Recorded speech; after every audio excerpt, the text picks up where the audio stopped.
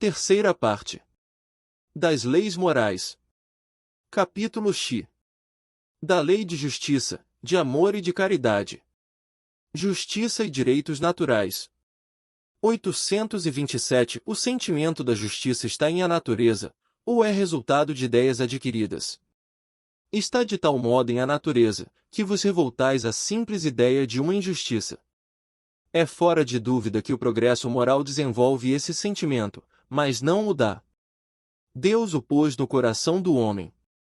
Daí vem que, frequentemente, em homens simples e incultos se vos deparam noções mais exatas da justiça do que nos que possuem grande cabedal de saber.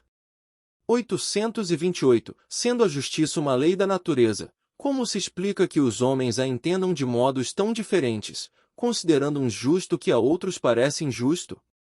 É porque a esse sentimento se misturam paixões que o alteram, como sucede à maior parte dos outros sentimentos naturais, fazendo que os homens vejam as coisas por um prisma falso.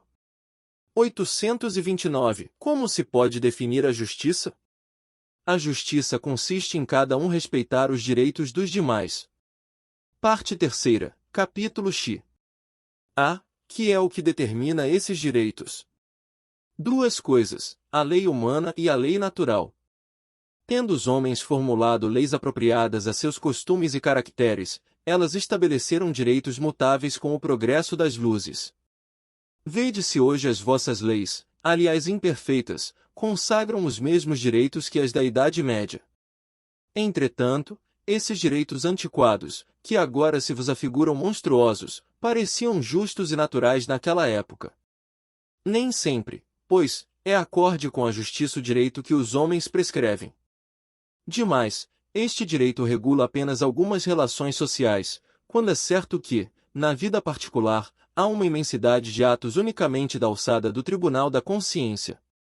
830. Posto de parte o direito que a lei humana consagra, qual a base da justiça, segundo a lei natural?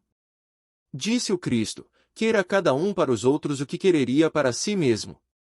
No coração do homem imprimiu Deus a regra da verdadeira justiça, fazendo que cada um deseje ver respeitados os seus direitos.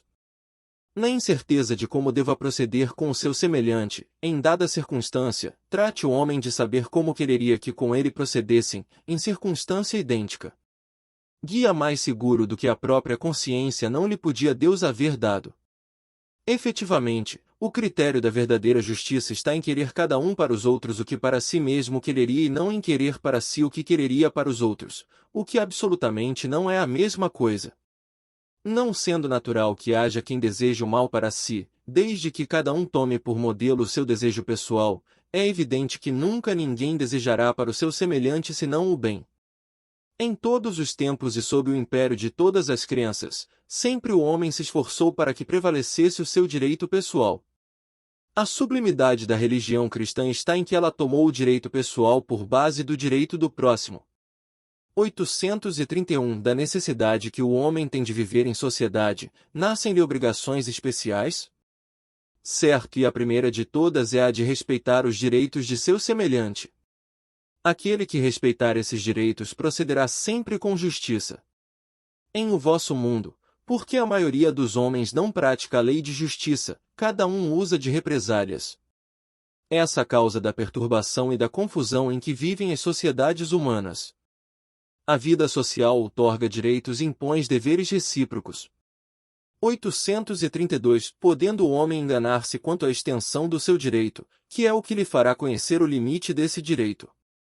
O limite do direito que, com relação a si mesmo, reconhecer ao seu semelhante, em idênticas circunstâncias e reciprocamente. Mas, se cada um atribuir a si mesmo direitos iguais aos de seu semelhante, que virá a ser da subordinação aos superiores? Não será isso a anarquia de todos os poderes? Os direitos naturais são os mesmos para todos os homens, desde os de condição mais humilde até os de posição mais elevada. Deus não fez um gilimo mais puro do que o de que se serviu para fazer os outros, e todos, aos seus olhos, são iguais. Esses direitos são eternos. Os que o homem estabeleceu perecem com as suas instituições. Demais, cada um sente bem a sua força ou a sua fraqueza e saberá sempre ter uma certa deferência para com os que o mereçam por suas virtudes e sabedoria. É importante acentuar isto, para que os que se julgam superiores conheçam seus deveres, a fim de merecer essas deferências. A subordinação não se achará comprometida, quando a autoridade for deferida à sabedoria. 833. Qual seria o caráter do homem que praticasse a justiça em toda a sua pureza? O do verdadeiro justo, a exemplo de Jesus, porquanto praticaria também o amor do próximo e a caridade, sem os quais não há verdadeira justiça. Direito de propriedade. Roubo. 834. Qual o primeiro de todos os direitos naturais do homem? O de viver. Por isso é que ninguém tem o de atentar contra a vida de seu semelhante, nem de fazer o que quer que possa comprometer-lhe a existência corporal. 835. O direito de viver dá ao homem o de acumular bens que lhe permitam repousar quando não mais possa trabalhar? Dá, mas ele deve fazê-lo em família, como a abelha, por meio de um trabalho honesto, e não como egoísta. Há mesmo animais que lhe dão o exemplo de previdência. 836. Tem o homem o direito de defender os bens que haja conseguido juntar pelo seu trabalho? Não disse Deus, não roubarás. E Jesus não disse, dai a César o que é de César? O que, por meio do trabalho honesto, o homem junta constitui legítima propriedade sua, que ele tem o direito de defender, porque a propriedade que resulta do trabalho é um direito natural, tão sagrado quanto de trabalhar e de viver. 837. É natural o desejo de possuir? Sim, mas quando o homem deseja possuir para si somente para sua satisfação pessoal, o que há é egoísmo. Não será, entretanto, legítimo o desejo de possuir, uma vez aquele que tem de que viver a ninguém é pesado? Há homens insaciáveis, que acumulam bens sem utilidade para ninguém, ou apenas para saciar suas paixões. Julgas que Deus vê isso com bons olhos? Aquele que, ao contrário, junta pelo trabalho, tendo em vista socorrer os seus semelhantes, pratica a lei de amor e caridade, e Deus abençoa o seu trabalho. 838. Qual o caráter da legítima propriedade? Propriedade legítima só é a que foi adquirida sem prejuízo de outrem. 808. Proibindo-nos que façamos aos outros o que não desejáramos que nos fizessem, a lei de amor e de justiça nos proíbe, ipso facto, a aquisição de bens por quaisquer meios que lhes sejam contrários. 839. Será ilimitado o direito de propriedade? É fora de dúvida que tudo que legitimamente se adquire constitui uma propriedade. Mas, como havemos dito, a legislação dos homens, porque imperfeita, consagra muitos direitos convencionais, que a lei de justiça reprova. Essa a razão por que eles reformam suas leis, à medida que o progresso se efetua e que melhor compreendem a justiça. O que num século parece perfeito, afigura-se bárbaro no século seguinte. 795. Caridade e amor do próximo. 840. Qual o verdadeiro sentido da palavra caridade, como a entendia Jesus? Benevolência para com todos, indulgência para as imperfeições dos outros, perdão das ofensas. O amor e a caridade são o complemento da lei de justiça. Pois amar o próximo é fazer-lhe todo o bem que nos seja possível e que desejáramos nos fosse feito. Tal o sentido destas palavras de Jesus: amai-vos uns aos outros como irmãos.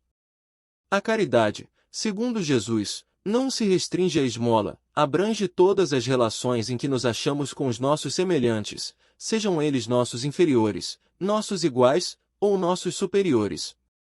Ela nos prescreve a indulgência, porque da indulgência precisamos nós mesmos, e nos proíbe que humilhemos os desafortunados, contrariamente ao que se costuma fazer. Apresente-se uma pessoa rica e todas as atenções e deferências lhe são dispensadas. Se for pobre, toda a gente como que entende que não precisa preocupar-se com ela. No entanto, quanto mais lastimosa seja a sua posição, tanto maior cuidado devemos pôr em lhe não aumentarmos o infortúnio pela humilhação. O homem verdadeiramente bom procura elevar, aos seus próprios olhos, aquele que lhe é inferior, diminuindo a distância que os separa. 841 Jesus também disse, amai mesmo os vossos inimigos. Ora, o amor aos inimigos não será contrário às nossas tendências naturais e a inimizade não provirá de uma falta de simpatia entre os espíritos? Certo, ninguém pode votar aos seus inimigos um amor terno e apaixonado. Não foi isso que Jesus entendeu de dizer. Amar os inimigos é perdoar-lhes e lhes retribuir o mal com o bem.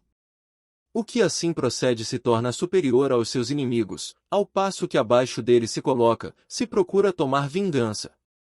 842 Que se deve pensar da esmola? Condenando-se a pedir esmola, o homem se degrada física e moralmente, embrutece-se. Uma sociedade que se baseia na lei de Deus e na justiça deve prover a vida do fraco, sem que haja para ele humilhação. Deve assegurar a existência dos que não podem trabalhar, sem lhes deixar a vida à mercê do acaso e da boa vontade de alguns. Dar-se-á reproveis a esmola? Não. O que merece reprovação não é a esmola, mas a maneira por que habitualmente é dada. O homem de bem, que compreende a caridade de acordo com Jesus, vai ao encontro do desgraçado, sem esperar que este lhe estenda a mão. A verdadeira caridade é sempre bondosa e benévola, está tanto no ato, como na maneira por que é praticado. Duplo valor tem um serviço prestado com delicadeza. Se o for com altivez, pode ser que a necessidade obrigue quem o recebe a aceitá-lo, mas o seu coração pouco se comoverá. Lembrai-vos também de que, aos olhos de Deus, a ostentação tira o mérito ao benefício. Disse Jesus, ignore a vossa mão esquerda o que a direita der. Por essa forma, ele vos ensinou a não tisnardes a caridade com o orgulho. Deve-se distinguir a esmola, propriamente dita, da beneficência. Nem sempre o mais necessitado é o que pede. O temor de uma humilhação detém o verdadeiro pobre, que muita vez sofre sem se queixar. A esse é que o homem verdadeiramente humano sabe ir procurar, sem ostentação.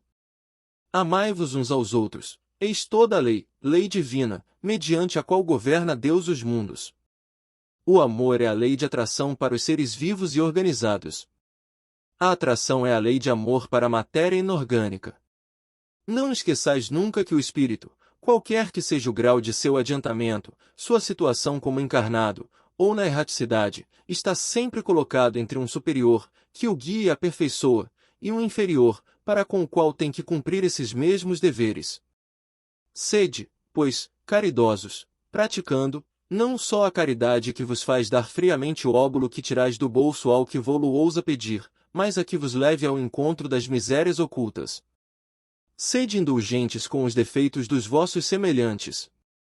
Em vez de votardes desprezo à ignorância e ao vício, instruí os ignorantes e moralizai os viciados. Sede brandos e benevolentes para com tudo que vos seja inferior. Sede-o para com os seres mais ínfimos da criação e tereis obedecido à lei de Deus. São Vicente de Paulo. 843 Não há homens que se veem condenados a mendigar por culpa sua?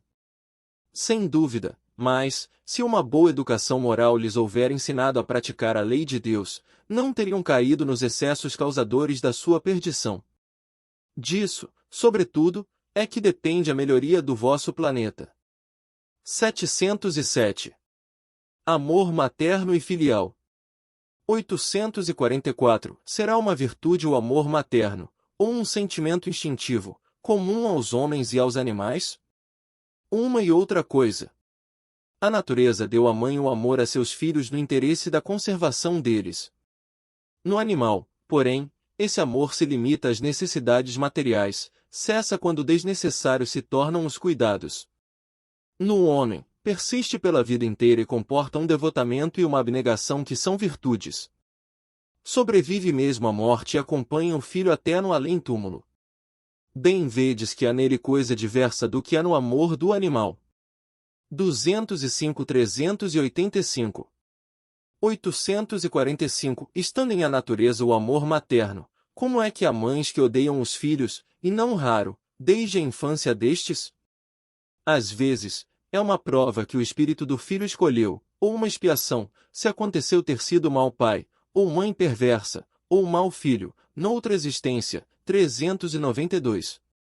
Em todos os casos, a mãe má não pode deixar de ser animada por um mau espírito que procura criar embaraços ao filho, a fim de que sucumba na prova que buscou.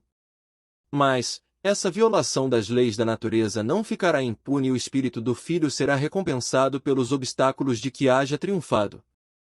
846. Quando os filhos causam desgostos aos pais, não têm estes desculpa para o fato de lhes não dispensarem a ternura de que os fariam objeto, em caso contrário? Não, porque isso representa um encargo que lhes é confiado e a missão deles consiste em se esforçarem por encaminhar os filhos para o bem. 582-583. Demais, esses desgostos são, a miúde, a consequência do mau feitio que os pais deixaram que seus filhos tomassem desde o berço. Colhem o que semearam.